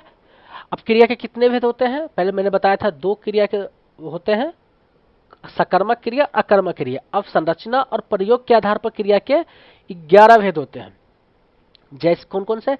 सामान्य क्रिया, संयुक्त क्रिया, नाम धातु क्रिया, प्रेरक क्रिया, पूर्णकालीन क्रिया, तत्कालीन क्रिया, कृदंत क्रिया, यौगिक क्रिया, सहायक क्रिया, सजातीय क्रिया और विधि क्रिया।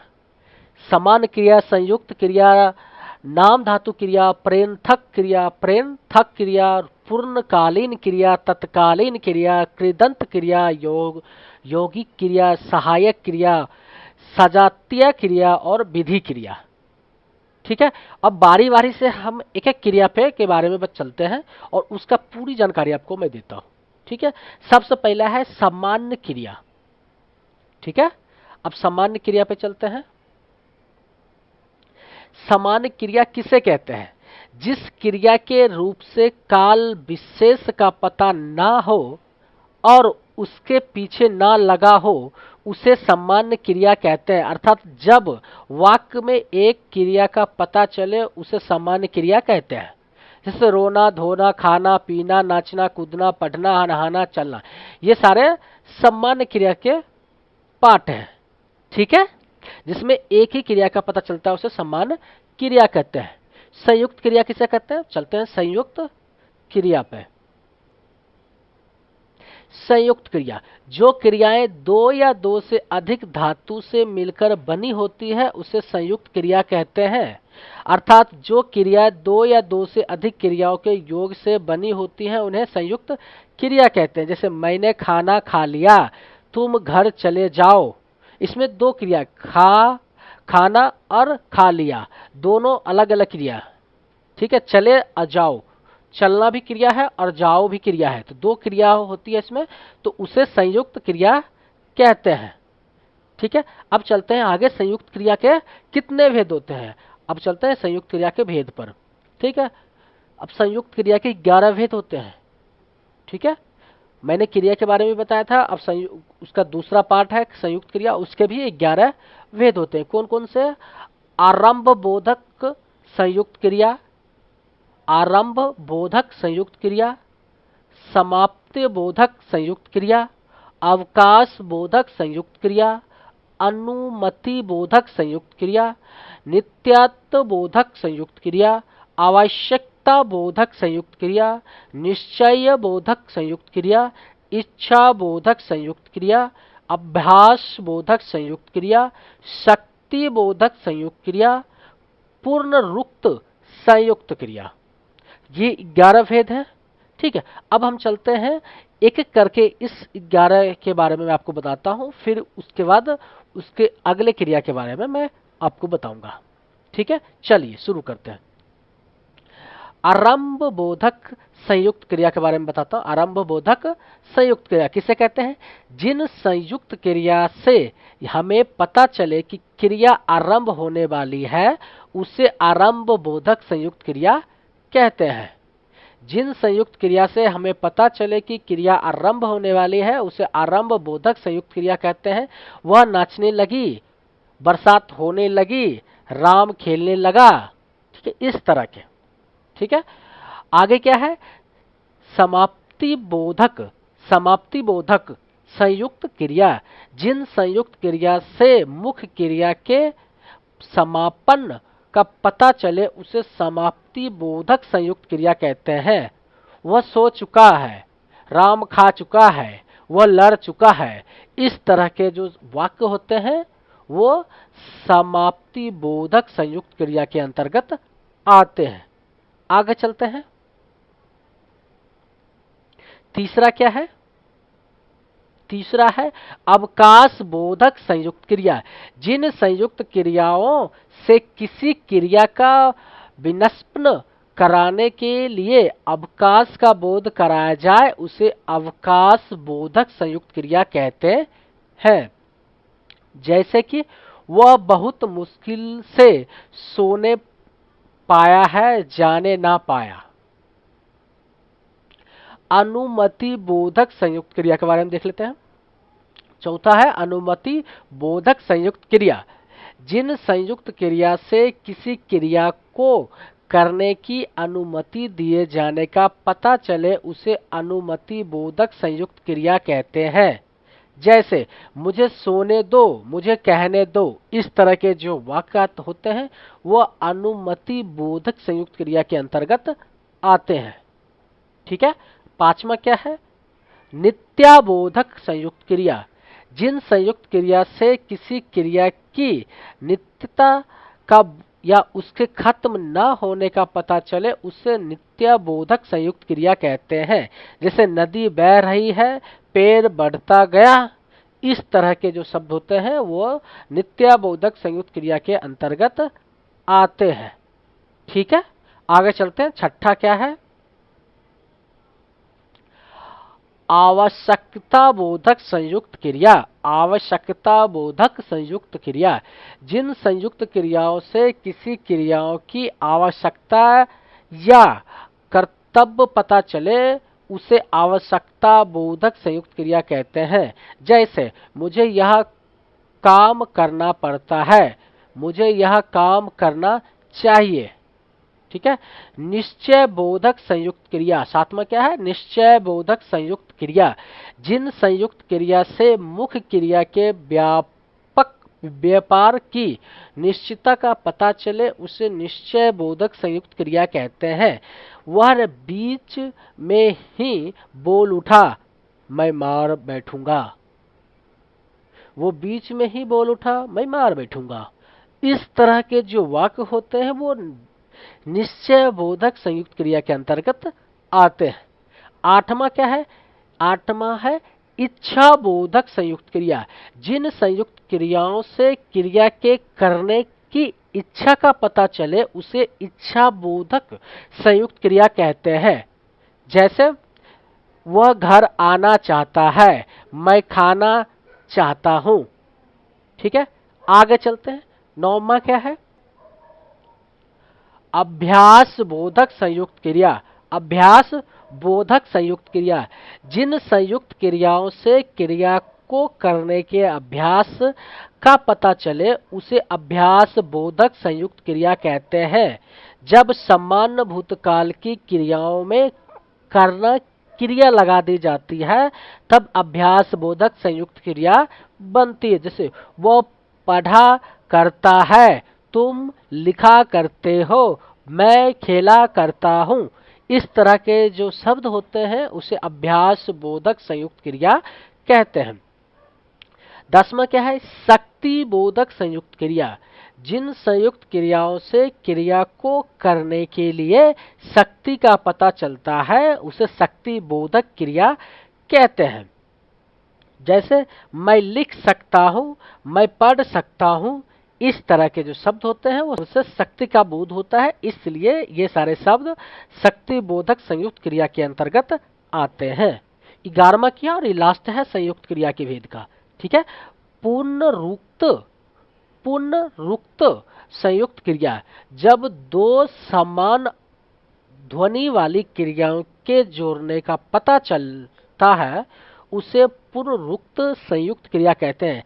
जैसे वह खेला कूदा करता है, खेलना अलग क्रिया है और कूदना अलग क्रिया है, दोनों को ज्वाइंट करके एक साथ यूज किया जाता है, उसे पुनरुक्त क्रिया कहते हैं। जैसे वह खेला कूदा करता है, वो दौगा भागा करता है, इस तरह से। ठीक है, अब आगे चलते हैं, क्रिया पे चलते हैं। ये संयुक्त क्रिया खत्म हो गए, अब आगे चलते हैं। आगे क्या है, नाम धातु क्रिया। क्रिया को छोड़कर संज्ञा सर्वनाम विशेषण से मिलकर संयुक्त क्रिया को नाम धातु कहते हैं। यह धातुओं के नाम से बनी होती है, इसलिए इसे नाम धातु कहते हैं।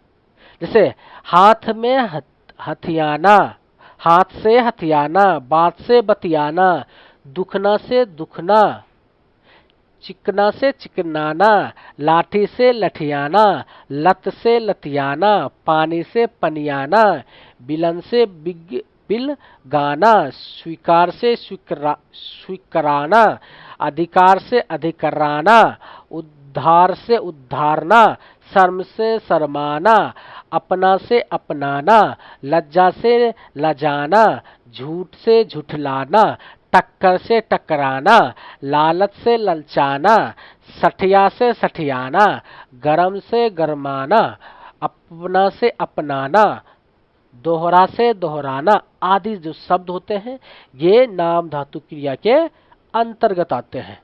जैसे उदाहरण के लिए, लुटेरों ने जमीन हथिया ली, उसने उन्हें लतिया दिया। इस तरह के जो वाक्य होते हैं वो नाम धातु क्रिया के अंतर्गत आते हैं। ठीक है, आगे चलते हैं। संज्ञा शब्दों से बनाए हुए कुछ नाम धातु के उदाहरण। कौन से शब्दों से? संज्ञा शब्दों से। ठीक है, संज्ञा शब्दों और नाम धातु इस प्रकार है। शर्म से शर्माना, लोभ से लुभाना, बात से बतियाना, झूठ से झुठलाना, लात से लतियाना, दुख से दुखियाना। इस तरह से जो शब्द होते हैं वो संज्ञा के शब्द हैं और उससे नाम धातु बनाया गया है। ठीक है, आगे चलते हैं। सर्वनाम शब्दों से बने नाम धातु के उदाहरण देख लेते हैं कुछ।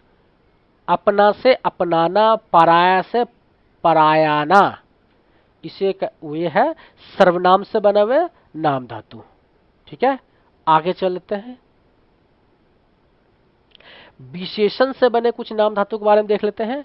साठ से सठियाना, तोतला से तुतलाना, नरम से नरमाना, गरम से गरमाना, लज्जा से लजाना, लालच से ललचाना, फिल्म से फिल्माना। इस तरह से विशेषण से नाम धातु के लिए। ठीक है, आगे चलते हैं। आगे क्या है, अनुकरण बाची शब्दों से नाम धातु। अनुकरण बाची, थप थप, थपथपाना, थुर थर थर, थरथराना, कप कप, कपकपाना, टन टन, टनटनाना, बर वर, बरवराना, खट खट, खटखटाना आदि शब्द। ठीक है, आगे चलते हैं। नाम धातु के बाद जो क्रिया है वो है प्रेरणार्थक क्रिया। ठीक है, प्रेरणार्थक क्रिया, जिन क्रियाओं के प्रयोग से यह पता चले कि कर्ता खुद कार्य ना करके किसी और से कार्य करवा रहा है या किसी और को कार्य करने की प्रेरणा दे रहा है, उसे प्रेरणार्थक क्रिया कहते हैं।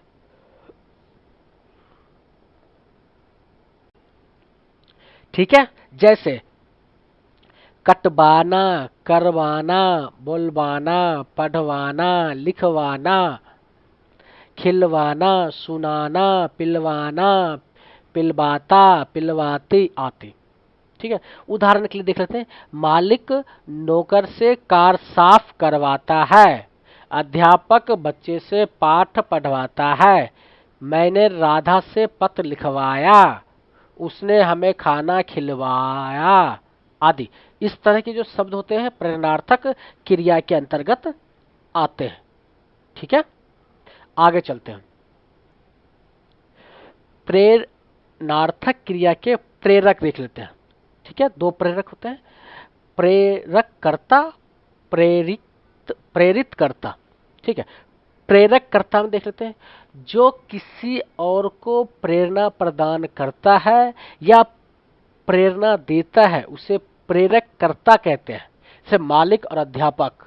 ठीक है, प्रेरित करता है, जो किसी और से प्रेरणा लेता है उसे प्रेरित कर्ता कहते हैं, जैसे नौकर और छात्र। ठीक है, प्रेरक प्रेरणार्थक क्रिया के रूप में प्रथम प्रेरणार्थक क्रिया।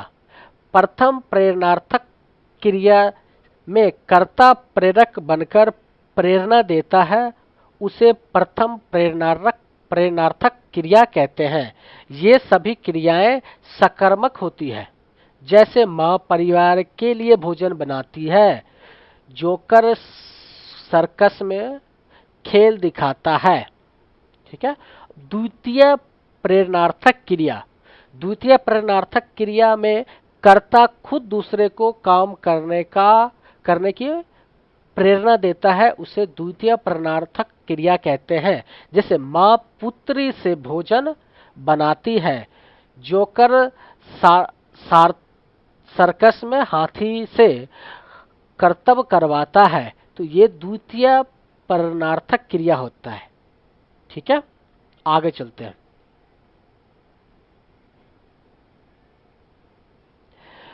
प्रेरणार्थक क्रिया बनाने के कुछ नियम इस प्रकार हैं। मूल दो अक्षर वाली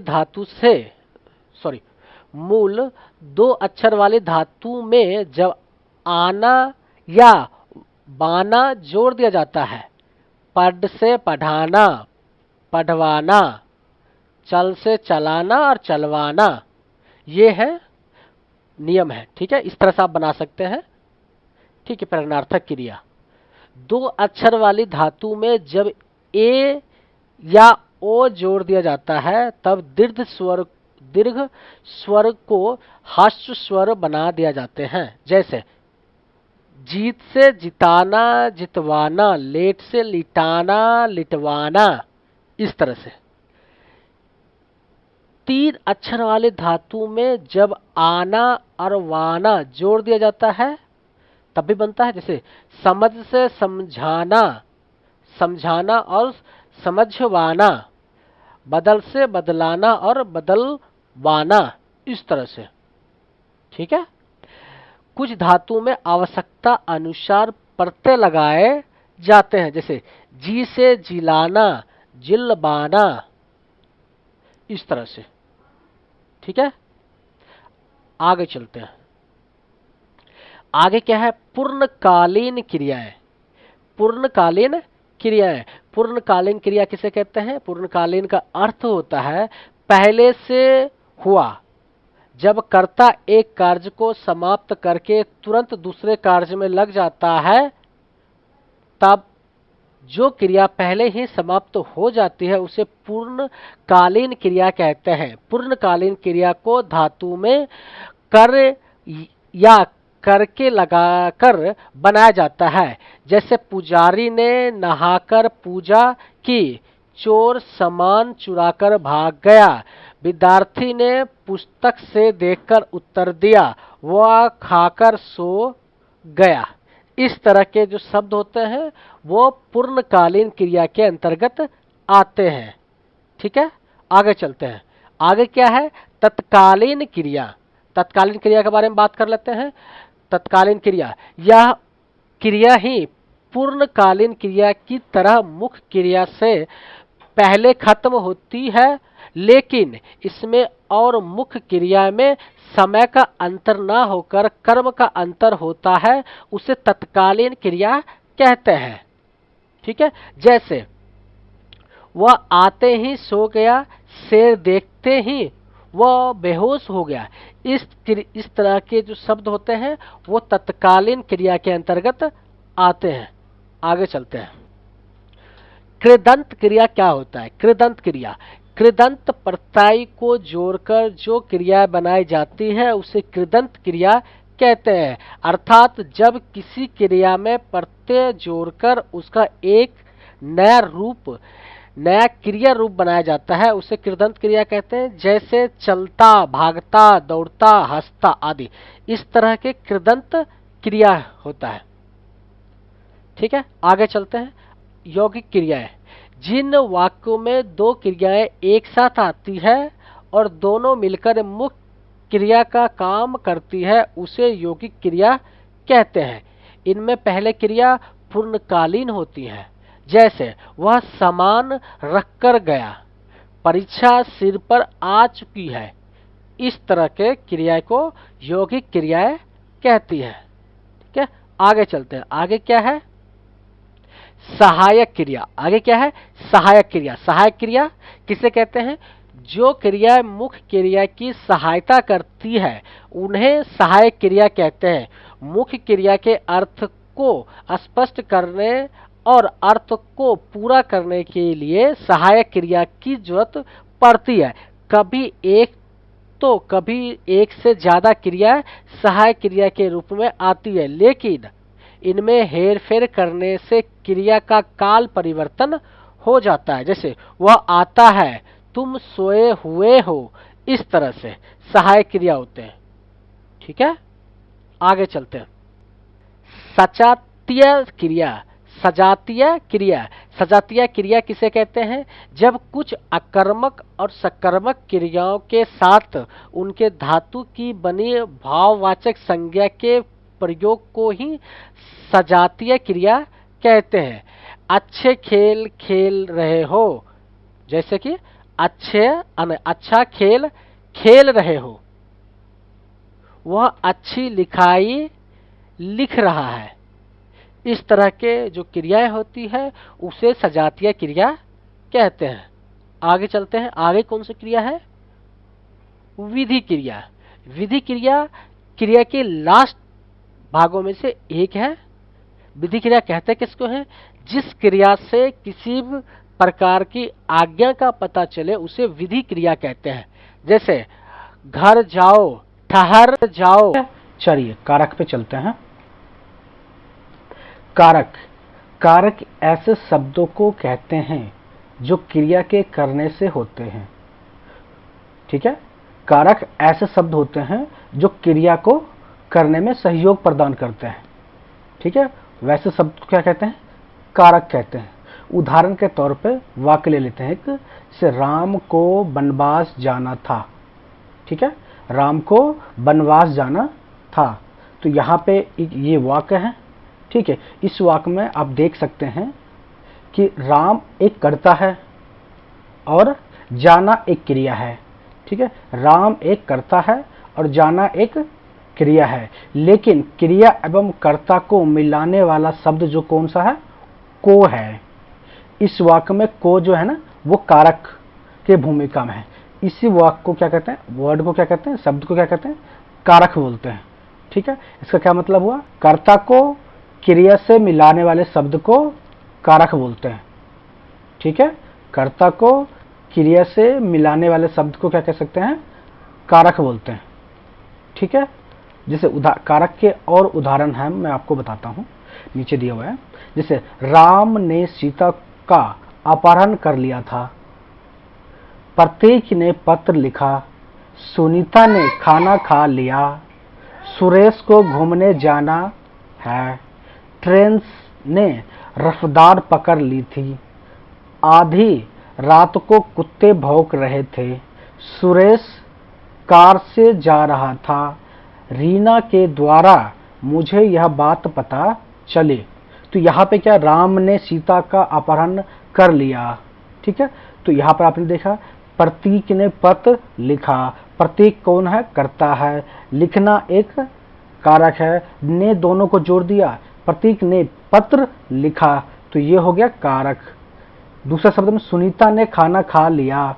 सुनीता एक कर्ता है, खाना खाना एक क्रिया है, दोनों को जोड़ दिया ने, तो इसको क्या कहते हैं, कारक।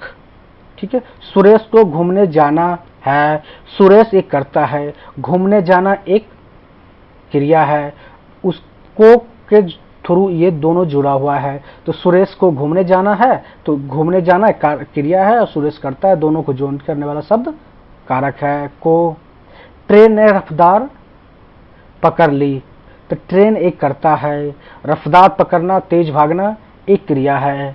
दोनों को जॉइंट किसने किया, ने, तो ने हो गया कारक। ठीक है।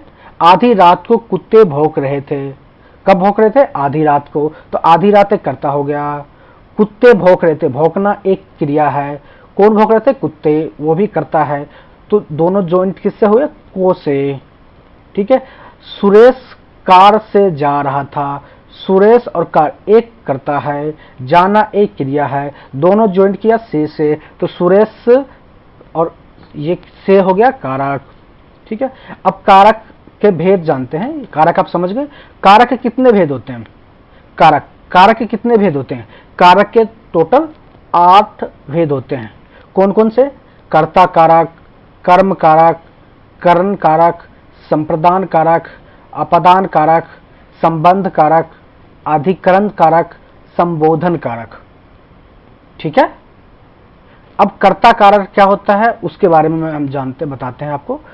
कर्ता कारक के बारे में, कर्ता कारक वाक्य में जो शब्द, एक वाक्य होता है, ठीक है, सेंटेंस, बड़ी सी जो वाक्य होता है उसको वाक्य, जो कॉम्बिनेशन ऑफ शब्द से बनता है, जो शब्द के जुड़ाव से जो एक बड़ी से शब्द बनता है उसको वाक्य बोलते हैं।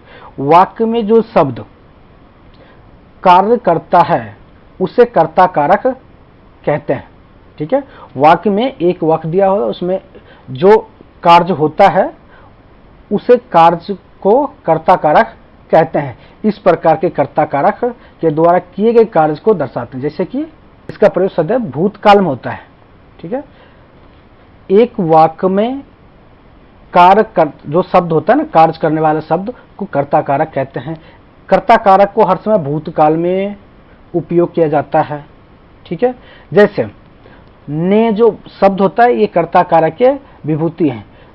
कर्ता और कारक के बीच में ने शब्द से दोनों एक दूसरे से जुड़ा होता है, तो ने जो वर्ड होता है, ने जो शब्द होता है वो कर्ता कारक के अंतर्गत आते हैं। जैसे एक उदाहरण का मैं बताता हूं आपको, राम ने खाना खा लिया, तो खाना खाना एक कार्य है। ठीक है। राम कर्ता ने एक कार्य किया, तो दोनों शब्द जो हैं जुड़े हुए हैं किससे, ने से। तो राम ने खाना खाया, खाना खा लिया, तो खाना खाना एक कार्य है और राम ने खाया, इसलिए राम ने, तो ने जो शब्द है ये कर्ता कारक है। धीरज ने अपना काम कर लिया, तो धीरज कौन सा है, कर्ता है। कार्य है, करना जो क्रिया कौन सा है, काम कर लिया, करना एक क्रिया है। कौन सा काम, अपना काम कर लिया, तो वो ज्वाइंट हो गया ने से, तो ने हो गया कर्ता कारक। तो इस प्रकार से, जैसे वैशाली ने यह कहा था, माताजी ने कुत्ते पाले हैं, तुमने क्या किया, ट्रेन ने रफ्तार पकड़ ली, रविंदर ने चुप रहना सही समझा, प्रतिलिपि ने प्रतियोगिता शुरू की है। तो इस तरह के उदाहरण किसके हैं, कर्ता कारक के हैं। ठीक है। ये सारे जो कर्ता हैं नी के साथ, ने के साथ जुड़ा हुआ है। ठीक है। इसलिए ये सारे कर्ता कारक कहलाते हैं। ये उदाहरण है कर्ता कारक के। आगे चलते हैं, आगे कौन सा कारक है, आगे है कर्म कारक। कौन सा कारक, कर्म कारक। कर्म कारक क्या होता है, इस प्रकार का कारक होता है। कर्म कारक इस प्रकार का कारक है, क्रिया पर प्रभाव डालता है। इस पर कर्म कारक इस प्रकार का कारक है जो क्रिया पर प्रभाव डालता है, इस कारण इसे कर्म कारक कहा जाता है। कर्म कारक क्रिया पर प्रभाव डालता है, इस कारण से इसे कर्म कारक कहा जाता है। इसे को इसका चिन्ह माना जाता है। ठीक है। जैसे धीरज को मारा, किसको मारा, धीरज को, तो कर्ता यहां धीरज है और मार कौन खाए, धीरज ही खाया। तो ये जो मार खाना होता है उस पर क्रिया पे प्रभाव डाल रहा है, तो इस कारण ये जो उदाहरण है वो कर्म कारक, कर्म धीरज को मारा, निखिलेश को ये दे दो, राम ने सुग्रीव को राजगद्दी दिलाई, जामवंत हनुमान को कुछ याद दिला रहे थे, सुमन कानपुर जा रही है। यहाँ पे जो को है ना का लोप हो चुका है, तो इस तरह के भी कुछ एग्जाम्पल्स आते हैं। जैसे यहाँ पे मैंने लिखा है ऑलरेडी, किंतु कहीं कहीं पर को का लोप होता है, ऐसे एवं इसके बिना ही जो वाक्य बनता है उसे कर्म कारक भी कहा जाता है। ठीक है, तो हर समय जो को है ना यूज नहीं होता है कर्म कारक, मगर कभी कभी लोप हो जाता है, तब भी वो कर्म कारक के अंतर्गत आते हैं। ठीक है, आगे चलते हैं। कर्म कारक के बाद कौन सा कारक है? कर्म कारक के बाद कर्ण कारक है। कौन सा कारक? कर्ण कारक। कर्ण कारक किसे कहते हैं? कर्ण कारक क्रिया करवाने के समाधान। कर्ण कारक किसे कहते हैं? कर्ण कारक क्रिया करवाने के साधन को कहा जाता है। कर्ण कारक क्रिया करवाने के साधन को कहा जाता है। अब उदाहरण के तौर पे वाक्य ले लेते हैं। नीता खिलौने से खेल रही है। ठीक है, नीता खिलौने से खेल रही है। यहां देखा जाए तो यहाँ पे जो नीता है कर्ता है, एवं खिलौना जो है वो क्रिया है, खेलना जो है वो क्रिया है, और क्रिया को खेलने को कौन सा प्रेरित कर रहा है? खिलौना। ठीक है, तो क्रिया जो करने वाले क्रियान्वित वर्ड है वो खिलौना है, तो इस कारण से इसे कहते हैं कर्ण कारक। ठीक है, इस तरह के खिलौने ने इसे माध्यम से क्रियान्वित किया, इस कारण इसे कर्ण कारक कहते हैं। अब दूसरा उदाहरण में लिख बताता हूं। आनंद ट्रेन से जा रहा है। आनंद ट्रेन से जा रहा है। तुम किससे मिलोगे? कौन से देश विश्व कप खेलेंगे? पाकिस्तान से क्रिकेट मैच जीतना है। कृष्ण को राधा से प्रेम है। मैं यह कलम से लिख रहा हूं। बाबा कुल्हड़ में चाय पीते हैं। तो इस तरह के जो भी वाक्य आते हैं वह कर्ण कारक के अंतर्गत आते हैं। ठीक है, कर्ण कारक के बाद कौन सा कारक है? संप्रदान कारक। ठीक है, संप्रदान कारक किसे कहते हैं? किसी भी वाक्य में क्रिया को क्रियान्वित करने वाला व्यक्ति, वस्तु अथवा तत्व कर्ता कहलाता है, लेकिन वह जिस व्यक्ति, वस्तु अथवा तत्व के लिए ऐसा करता है उसे संप्रदान कारक कहा जाता है। संप्रदान कारक की विभक्ति क्या है? के लिए होती है। ठीक है, धीरज के लिए खाना लाओ। ट्रेन के लिए पटरी बना रही है। वो दुबई के लिए रवाना हो गई। उत्तर के लिए पुस्तक लाइए। भूखों के लिए भोजन बनाओ। सर्दी से बचने के लिए रजाई ले जाओ या रजाई ले आओ। इस तरह के जो वाक्य होते हैं संप्रदान कारक होते हैं। ठीक है, आगे चलते हैं। संप्रदान कारक के बाद कौन सा कारक है? अपदान कारक। कौन सा कारक? अपदान कारक। अपदान कारक किसी वस्तु से किसी अन्य वस्तु के विभाजन का बोध कराता है। क्या है अपदान कारक? किसी वस्तु से किसी वस्तु के विभाजन का बोध कराता है। एक वस्तु दूसरे वस्तु के विभाजन का बोध कराता है, उसे कहते हैं आपादान कारक। उदाहरण के तौर पे मैं बताता हूँ। पेड़ से फल गिरा। अब पेड़ एक अलग सब वस्तु है और फल एक अलग वस्तु है, दोनों को विभाजन कर दिया, तो इसको क्या कहते हैं? आपादान कारक। दोनों विभाजन हो गए, क्योंकि पेड़ अलग है फल अलग है, पर फल गिर गया, तो ये हो गया आपादान कारक के अंदर में इस तरह के वाक्य आते हैं। और आपादान कारक के जो चिन्ह है से है। ठीक है, जैसे कि मैं आपको बता दूं, नल से पानी गिर रहा है। मेरा घर वाहन वहां से दूर है। ठीक है, बादलों से बारिश हो रही है। टीना कुत्ते से डरती है। से सारे जगह लग रहा है से, तो आपादान कारक के जो चिन्ह है वो से है। कलाइयों से घड़ी गिर गई। मैं अपने अध्यापक से भय रखता हूं, मतलब डरता हूं। तो दोनों जो शब्द जुड़ा हुआ है से जुड़ा हुआ है, तो इस तरह के शब्द को या इस तरह के वाक्य क्या कहते हैं? आपादान कारक। आपादान कारक के बाद कौन सा कारक आता है? संबंध कारक आते हैं। संबंध कारक क्या कहलाता है? क्या होता है?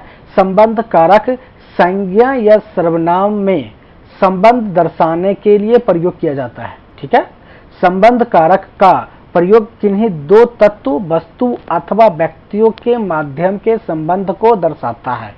इसके विभक्ति चिन्ह कई सारे हैं, जैसे वे, री, रा, की, के, का, रा, ये हैं।